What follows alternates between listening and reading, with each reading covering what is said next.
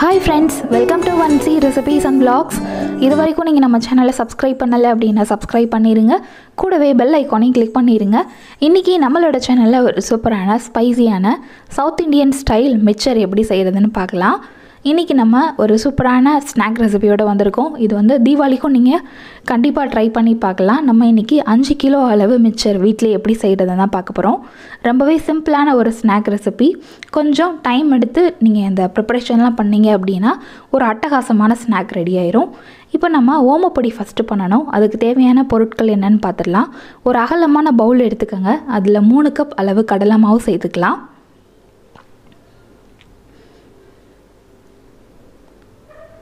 அடுத்து இதில் யூஸ் பண்ணுற அரிசி மாவு பார்த்தீங்க அப்படின்னா வறுக்காத பச்சை அரிசி மாவு, கடையில் வாங்கின மாவு. அது ஒரு 1.5 கப் அளவு எடுத்திருக்கேன். 3 கப் கடலை மாவுக்கு 1.5 கப் அளவு அரிசி மாவு ஆட் பண்ணணும். அடுத்து 2 டீஸ்பூன் அளவு ஓமம் சேர்த்துக்கலாம். அடுத்து உங்களோட காரத்துக்கு ஏற்ற மாதிரி மிளகாய்த்தூள் சேர்த்துக்கோங்க. நான் இன்றைக்கி மீடியம் காரத்தோடு பண்ண போகிறேன். 2 டேபிள் ஸ்பூன் அளவு மிளகாய்த்தூள் ஆட் பண்ணுறேன். அடுத்து இதுக்கு தேவையான அளவு உப்பு சேர்த்துக்கோங்க. உப்பு கொஞ்சம் ஆட் பண்ணுங்கள். பத்தலை அப்படின்னா டேஸ்ட் பண்ணி பார்த்துட்டு கொஞ்சம் ஆட் பண்ணிக்கலாம். உப்பு சேர்த்த பின்னாடி ஃபஸ்ட்டு ட்ரையாக எல்லாத்தையும் மிக்ஸ் பண்ணணும்.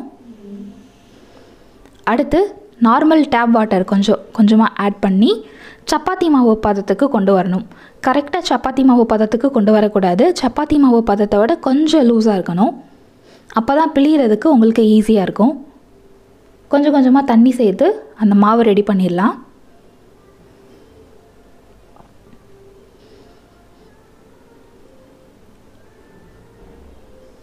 நம்மளோட மாவு ரெடி ஆயிடுச்சு. இப்போ இதை முறுக்கு அச்சில் சேர்த்து ஓமப்பொடி தட்டை எடுத்துக்கோங்க. அதாவது இடியாப்பம் பிழிவோம்ல அந்த தட்டு தான். அதை யூஸ் பண்ணி தான் நம்ம ஓமப்பொடி ரெடி பண்ண போகிறோம். இந்த மாதிரி குட்டி குட்டி ஹோலாக இருக்கும். அந்த தட்டை எடுத்துக்கோங்க. அந்த முறுக்கோலத்தில் வந்து எண்ணெய் தடவிக்கோங்க. எண்ணெய் தடவினீங்க அப்படின்னா மாவு ஒட்டாமல் ஃப்ரீ ஃப்ளோவாக உங்களுக்கு வரும். இப்போ நம்ம ரெடி பண்ண மாவை கைப்பிடி அளவு, அதாவது கொலக்கட்டை மாதிரி பிடிச்சி உள்ளே ஃபில் பண்ணிவிட்டு சைட் பை சைட் எண்ணெயும் ஃப்ரை பண்ணுறதுக்கு காய வச்சுக்கோங்க. எண்ணெய் நல்லா சூடாகவும் நம்ம ரெடி பண்ண மாவை ஓமப்பொடி மாதிரி, அதாவது முறுக்கு மாதிரி பிழிஞ்சிடணும். அது மொத்தமாக ஃப்ரை பண்ணி எடுத்த பின்னாடி நல்லா ஆறின பின்னாடி நொறுக்கி விட்டீங்க அப்படின்னா மிக்சர் மாதிரி உதிர்ந்துடும். எண்ணெய் நல்லா சூடாக இருக்குது. ஒரு குட்டி அளவு மாவு உள்ளே போட்டிங்க அப்படின்னா அது ஃப்ரை ஆகி மேலே வரும். அதை வச்சு நம்ம எண்ணெய் சூடாக இருக்கா இல்லையா அப்படின்னு தெரிஞ்சுக்கலாம். இந்த மாதிரி ஒரு பெரிய முறுக்கு சைஸில் பிழிஞ்சிருங்க. 2 சைடும் நல்லா வெந்த பின்னாடி எடுத்துருங்க. இது எப்படி வெந்திருக்கு அப்படின்னு கண்டுபிடிக்கலான்னா, இப்போது நம்ம பிழிஞ்ச உடனே நல்லா நொர பொங்கி வருது, ப்ளஸ் அந்த பபிள் சவுண்டு நல்லா கேட்கும். இது நல்லா ஃப்ரை ஆயிடுச்சு அப்படின்னா எண்ணெய் மேலே மிதக்கும். அந்த ஓமப்பொடி வந்து எண்ணெய் மேலே மிதக்கும். ப்ளஸ் அந்த பபிள்ஸ் வரதும் குறைஞ்சிரும். அந்த ஃப்ரை ஆகிற சவுண்டும் கம்ப்ளீட்டாக நின்றுடும். அந்த டைமில் நம்ம அதை எண்ணெயிலேருந்து ஃபில்டர் பண்ணி எடுத்துடலாம். இந்த மாதிரி எல்லா மாவையும் ஓமப்பொடியாக பிழிஞ்சு ஃப்ரை பண்ணி எடுத்துருங்க. நல்லா கிறிஸ்பியாக ஃப்ரை பண்ணி எடுத்துருங்க. அதே மாதிரி கலரும் மாறிடக்கூடாது. அப்போ தான் உங்களுக்கு மிக்சர் சாப்பிடும்பொழுது நல்லா அந்த கிறிஸ்பினஸோடு சாப்பிட்றதுக்கு நல்லாயிருக்கும். இப்போ நான் 2வது டைம் அந்த ஓமப்பொடி எப்படி பிழிகிறதுன்னு காட்டியிருக்கேன். நம்ம சேனலில் தனியாக ஹெர்பல் ஓமப்பொடி அப்படின்னு சொல்லிட்டு ஒரு ரெசிபியும் இருக்குது. இது வந்து நார்மல் ஓமப்பொடி. இதை விட அது கொஞ்சம் டிஃப்ரெண்ட் டேஸ்ட்டாக இருக்கும். ஆனால் சூப்பராக இருக்கும். நம்மளோட ஓமப்பொடி சூப்பராக ரெடி ஆயிடுச்சு. ஒரு பெரிய கிண்ணம் அளவு ஃபுல்லாக வந்திருக்கு. இதுக்கடுத்து நம்ம மிக்சரில் சேர்க்க போகிற எக்ஸ்ட்ரா அந்த நட்ஸ் மற்ற இன்க்ரீடியன்ட்ஸ்லாம் என்னென்னு பார்த்துடலாம். 5 வெள்ளைப்பூண்டு தோலோடு எடுத்திருக்கேன். அதை நல்லா இடித்து வச்சுருக்கேன். அடுத்து ஒரு கையளவு ஃப்ரெஷ்ஷான கருவேப்பிலை. அதை கழுவி ஈரம் இல்லாமல் பார்த்துக்கோங்க. ஈரத்தோடு போட்டால் ரொம்ப வெடிக்கிற சவுண்டு கேட்கும் எண்ணெயில். அதனால் ஈரம் இல்லாமல் பார்த்துக்கோங்க. அடுத்து ஒரு 3/4 கப் அளவு பொட்டுக்கடலை. அடுத்து ஒரு 1/2 கப் அளவு மிக்ஸ்டு நட்ஸு, ஆல்மண்டு, பிஸ்தா, கேஷ்யூ. அடுத்து அவல் வந்து ஒரு 1/2 கப் அளவு எடுத்திருக்கேன். அடுத்து வந்து பச்சை வேர்க்கடலை. இது வந்து ஒரு 3/4 கப் அளவு எடுத்திருக்கேன். அதாவது பச்சை வேர்க்கடலை அப்படின்னா காஞ்சு போன பச்சை வேர்க்கடலை கடையில் கிடைக்கும், அது வாங்கிக்கோங்க.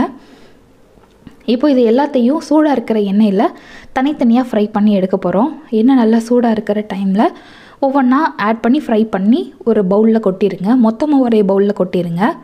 இப்போ நம்ம வேர்க்கடலை ஆட் பண்ணியிருக்கோம். அது நல்லா கிறிஸ்பியாக வேகட்டும். இப்போ பார்த்திங்க அப்படின்னா தோல் வந்து பிங்க் கலரில் இருக்குது. இது நல்லா ஃப்ரை ஆயிடுச்சு அப்படின்னா அந்த தோலோட கலர் மாறும். அதை வச்சு நம்ம அந்த பருப்பு நல்லா வெந்திருக்கா இல்லையான்னு சொல்லி கண்டுபிடிச்சிடலாம். இப்போ பாருங்கள், முன்னாடி போட்டதுக்கும் இப்போக்கும் அந்த தோலோட கலரும் மாறி இருக்குது, அந்த பருப்போட கலரும் லைட்டாக பொன்னிறமாக மாறி இருக்குது. இந்த டைமில் அந்த எண்ணெயிலேருந்து அந்த பருப்பை ஃபில்டர் பண்ணி எடுத்துருங்க.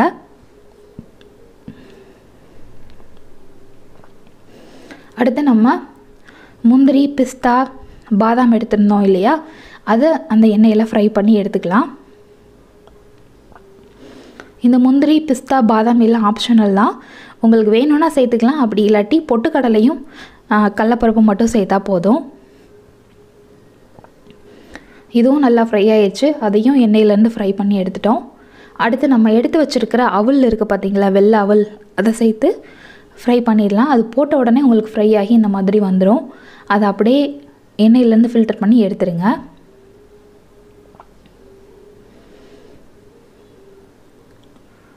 இந்த மாதிரி மிக்சர் கண்டிப்பாக ட்ரை பண்ணி பாருங்கள். பேக்கரியிலேயே கடையில் சாப்பிட்ற அதே டேஸ்ட்டோட சூப்பராக இருக்கும், அதை விட நல்ல டேஸ்ட்டாகவே இருக்கும் வீட்டில் நம்ம பார்த்து பார்த்து பண்ணுறனால. இந்த கருவேப்பிலை போடும் பொழுது என்ன அப்படின்னா, ஃப்ளேம் ஆஃப் பண்ணிடுங்க. ஆஃப் பண்ணிவிட்டு அந்த சூடாக இருக்கிற எண்ணெயில் கருவேப்பிலை ஆட் பண்ணி அதை லைட்டாக எடுத்து பாருங்கள். ஒரு கருவேப்பிலை எடுத்து உடச்சிங்க அப்படின்னா உடையும்.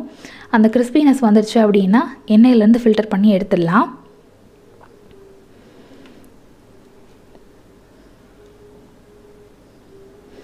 இப்போ அந்த கருவேப்பிலை நல்லா ஃப்ரை ஆகிடுச்சு, எண்ணெயிலேருந்து ஃபில்டர் பண்ணி எடுத்துட்டோம். இப்போது ஸ்டவ் ஆன் பண்ணிக்கோங்க. நம்ம இடித்து வச்சுருக்கிற வெள்ளைப்பூண்டு ஃபைனலாக ஆட் பண்ணுங்கள். முன்னாடியே ஆட் பண்ணிங்கன்னா அந்த எண்ணெயில் அந்த வெள்ளைப்பூண்டோட ஸ்மெல் இருக்கும், அதனால் அதுக்கடுத்து நான் ஆட் பண்ணுறேன். அதுவும் நல்லா ஃப்ரை ஆன பின்னாடி அதையும் எண்ணெயிலேருந்து எடுத்துருங்க. இப்போ நம்ம ஃப்ரை பண்ண இன்க்ரீடியன்ட் எல்லாம் ஒரே பவுலில் கொட்டி எடுத்தாச்சு. இப்போது இதில் நம்ம எடுத்து வச்சுருக்கிற 3/4 கப் அளவு பொட்டுக்கடலையை அதில் சேர்த்துடலாம். ஏற்கனவே இது ரோஸ்டட் பொட்டுக்கடலைங்கிறனால அதை தனியாக நம்ம எண்ணெயில் வறுக்க தேவையில்லை, அது டேரெக்டாக அதில் ஆட் பண்ணிட்டோம்.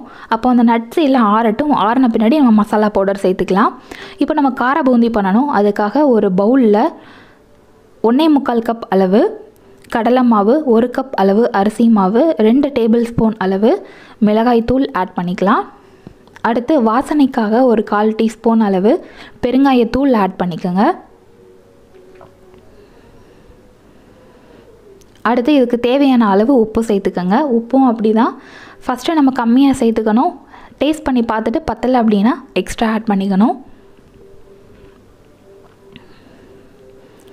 அடுத்து பேக்கிங் சோடா அல்லது சோடா உப்பு அப்படின்னு சொல்லுவாங்க, அது ஒரு 1/2 டீஸ்பூன் அளவு ஆட் பண்ணிக்கோங்க.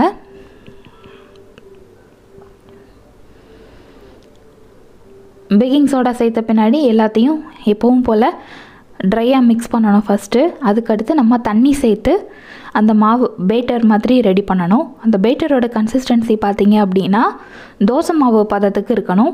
நம்மளோட தோசை மாவு பதம் எப்படி இருக்கும் எல்லாத்துக்கும் தெரியும். அந்த கன்சிஸ்டன்சி இருந்தால் தான் உங்களுக்கு கரெக்டான கார பூந்தி கிடைக்கும். தண்ணி கொஞ்சம் கொஞ்சமாக சேர்த்து கட்டி இல்லாமல் நல்லா மிக்ஸ் பண்ணிக்கோங்க. ஃபஸ்ட்டு ஸ்பூன் யூஸ் பண்ணி மிக்ஸ் பண்ணுங்கள், அதுக்கடுத்து கை யூஸ் பண்ணி மிக்ஸ் பண்ணுங்கள். ஏன்னா அங்கங்கே கட்டிகள் கண்டிப்பாக இருக்கும். கை யூஸ் பண்ணி மிக்ஸ் பண்ணும்பொழுது அதை ஈஸியாக உடச்சி விட்டுடலாம். ஏற்கனவே நம்மளோட சேனலில் கார பூந்தி ரெசிபியும் இருக்குது, அதுவும் போய் பாருங்கள். இப்போ நம்மளோட பேட்டர் சூப்பராக ரெடி ஆயிடுச்சு. நல்லா தோசை மாவு பதத்துக்கு கரெக்டாக அந்த கன்சிஸ்டன்சி வந்திருக்கு. இந்த டைமில் சால்ட்டோட அளவும் செக் பண்ணிக்கோங்க. பத்தலை அப்படின்னா சேர்த்துக்கலாம். இப்போது அந்த பாத்திரத்தில் எண்ணெய் சூடாகிட்டுருக்கு. எண்ணெய் நல்லா சூடான பின்னாடி இந்த மாதிரி ஓட்டை ஓட்டையாக இருக்கிற கரண்டி நம்ம வீடுகளில் இருக்கும். அதில் நம்ம ரெடி பண்ண அந்த மாவு ஒவ்வொரு தடவையும் அந்த மாதிரி பூந்தியை போடும் பொழுது மிக்ஸ் பண்ணிவிட்டு ஆட் பண்ணணும். ஆட் பண்ண பின்னாடி மாதிரி பூ மாதிரி விழுகும் கீழே. அது நல்லா கிறிஸ்பியாக ஃப்ரை ஆன பின்னாடி எண்ணெயிலேருந்து ஃபில்டர் பண்ணி எடுத்துடணும். அது ஃப்ரை ஆகிடுச்சு அப்படின்னா இந்த மாதிரி எண்ணெயில் மிதக்கும். ப்ளஸ் பபிள்ஸ் வர்றது, அந்த பொரியிற சவுண்டு கேட்காது. அந்த ஸ்டேஜ் வந்துடுச்சு அப்படின்னா அது நல்லா ஃப்ரை ஆகிடுச்சுன்னு அர்த்தம். அந்த டைமில் எண்ணெயிலேருந்து நல்லா ஃபில்டர் பண்ணி எடுத்து ஒரு பவுலில் ஆட் பண்ணிக்கோங்க. இதே மாதிரி தான் எல்லா கார பூந்தியும் ரெடி பண்ணணும். நம்மளோட சேனலில் லட்டு ரெசிப்பியும் இருக்குது, பூந்தி லட்டுன்னு சொல்லிட்டு ஒரு ரெசிப்பியும் இருக்குது, அதுவும் போய் பாருங்கள்.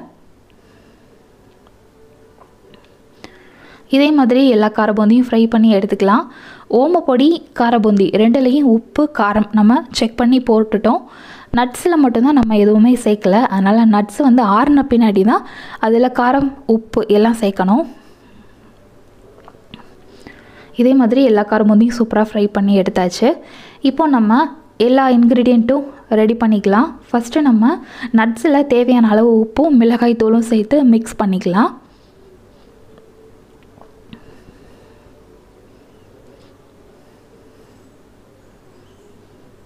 உப்பு தேவையான அளவு ஆட் பண்ணியாச்சு. அடுத்து மிளகாய் தூள் 2 டீஸ்பூன் அளவு ஆட் பண்ணிக்கலாம். இப்போ இது எல்லாத்தையும் கையில் மிக்ஸ் பண்ணிக்கோங்க. மிக்ஸ் பண்ணிவிட்டு அதுக்கடுத்து இன்னும் ஒரு பெரிய அகலமான பாத்திரம் எடுத்துக்கோங்க.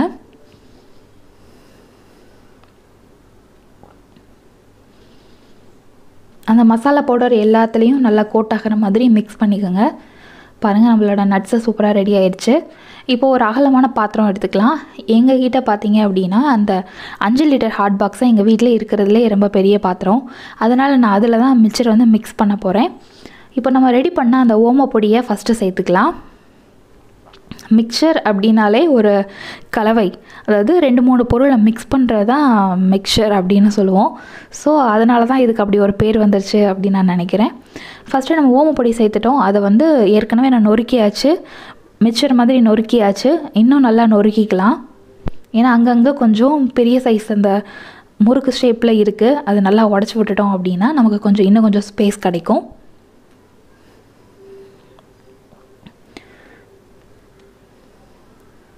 அடுத்து நம்ம ரெடி பண்ண கார பூந்தி அதில் சேர்த்துடலாம். அடுத்து நம்ம ரெடி பண்ண அந்த நட்ஸ் இருக்குது பார்த்தீங்களா, அதை சேர்த்துடலாம். சேர்த்துட்டு மறுபடியும் எல்லாத்தையும் ஈவனாக மிக்ஸ் பண்ணணும்.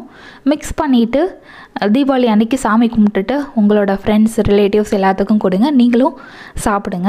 ரொம்ப அருமையான ஒரு சூப்பரான ஸ்நாக் இது. இந்த ரெசிபி நீங்களும் ட்ரை பண்ணி பாருங்கள். கண்டிப்பாக உங்களுக்கு ரொம்ப பிடிக்கும். இந்த வீடியோ உங்களுக்கு பிடிச்சிருந்தது அப்படின்னா இந்த வீடியோக்கு ஒரு லைக் கொடுங்க. எல்லாத்துக்கும் ஷேர் பண்ணுங்கள். மறக்காமல் நம்ம சேனலை சப்ஸ்கிரைப் பண்ணுங்கள். இதே மாதிரி தொடர்ந்து உங்களோட சப்போர்ட் எங்கள் சேனலுக்கு கொடுங்க. இதே மாதிரி நிறைய நல்ல நல்ல வீடியோஸ் நாங்கள் தொடர்ந்து அப்லோட் பண்ணுறோம். இந்த தீபாவளியை நல்ல விதமாக கொண்டாடுங்க. தேங்க்யூ ஸோ மச் ஃபார் வாட்சிங். நெக்ஸ்ட் வீடியோவில் நம்ம மீட் பண்ணலாம். பாய்.